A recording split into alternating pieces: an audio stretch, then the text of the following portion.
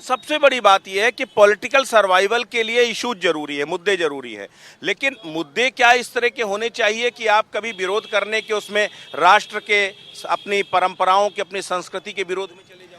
देखिए, ये वो बगुले हैं जो एक पांव पर खड़े हो मछलियों को धोखा देने, यानी कि जनता को धोखा देने की चेष्टा करते हैं, अपने आप को भगत साबित करके। ना ये राष्ट्रवादी हैं, ना ये राम के हैं, ये हैं तो सिर्फ एक राजनीति के और अपने निजी स्वार्थ के। ये निजी स्वार्थ के बसीभूत हो, चाहे राष्ट्र को जला दें, संस्कृति को जला दें, यहाँ कोई फर्क नहीं पड़ता है। इन्हें ना सामाजिक मुद्दे का कोई ज्ञान है, ना सामाजिक मुद्दे से कोई मतलब है, ना राष्ट्र के कोई मुद्दे से मतलब है, और ना किसी व्यक्ति की धार्मिक भावनाओं का कहीं। कहते हैं मैं शूद्र हूं और शूद्रों के साथ रामचरितमानस में भी भेद हुआ है।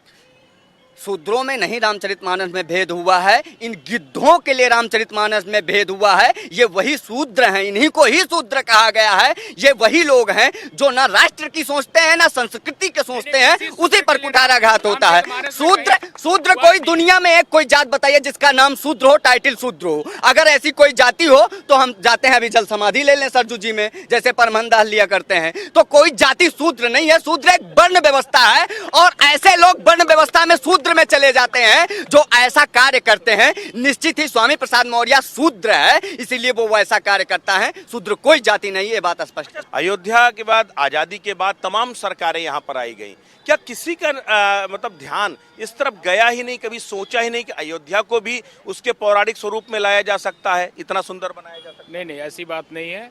हर सरकार का कुछ न कुछ ध्यान है, क्योंकि अयोध्या कोई बाहर नहीं है, अयोध्या भी सरकार के हिस्से का ही है।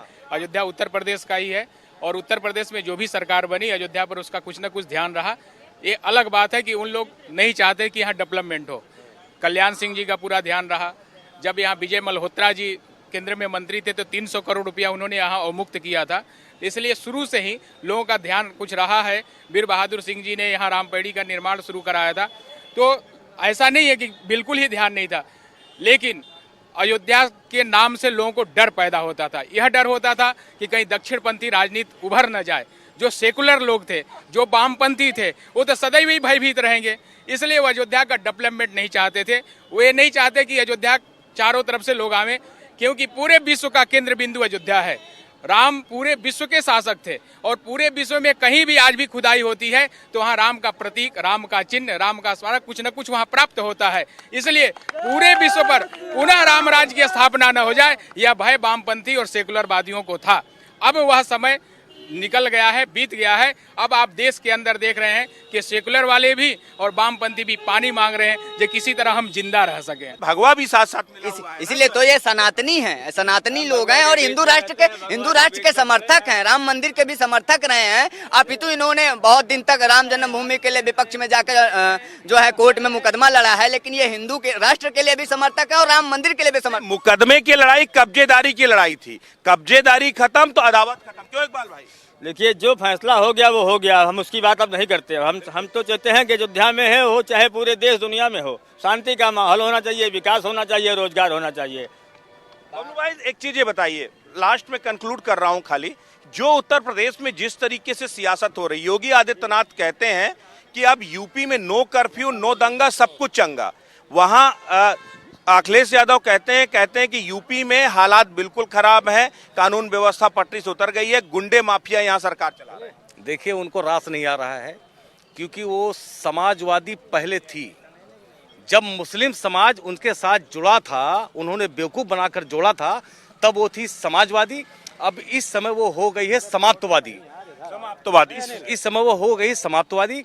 वो उनकी सरकारों में हजारों दंगे हमने देखा है।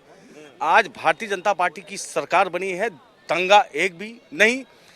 हिंदू मुस्लिम दंगे के नाम पर एक। अच्छा, वाकई में यूपी में सब चंगा है क्या? नो दंगा, सब चंगा? बिल्कुल सब चंगा है। जिनकी जैसी दृष्टि वैसी सृष्टि। वो अखिलेश जी को काला चश्मा लगा लिए हैं, उसको काला काला दिखाई पड़ता है। यूपी में सब चंगा, अखिलेश यादव हो गए नंगा। क्या बात है, क्या बात है? आपको क्या लगता है, सब चंगा है? बिल्कुल चकाचक चंगा है, किसी भी तरह का नहीं है। जिस तरह से भी कहा मांझी ने कि काला चश्मा लगा करके वो देखते हैं, तो वास्तव में उस चश्मे को उतार करके देखेंगे तो उनको भी ये चंगा लगने लगा। मुझे बड़ी दिलचस्प बात लगी कि चुनाव निकाय का है, लेकिन निकाय को लेकर बाकी सब बात कर रहे हैं, यानी मुद्दा अब है ही नहीं क्या? नाली सड़क खड़ंजा कुछ भी। देखिए, विकास के मुद्दे पे आप अयोध्या की गलियों पे घूमे, चूंकि मेन रोड आप देख रहे हैं किस तरह से तोड़ करके और विकसित किया जा रहा है। और आने वाले जब 24 के चुनाव के कार्यकाल में आप आएंगे तो यहाँ राम मंदिर से लेकर के और जितना भी विकास है सब कुछ आपको दिखाई देगा। और अयोध्या के गलियों में जाएंगे तो किस तरह से चंगा RCC रोडें, बकायदे नाली, सबको चंगा, सब चंगा योगी मोदी के राज में चंगा रहेगा, चंगा कभी समाप्त नहीं होगा। जय सिया राम।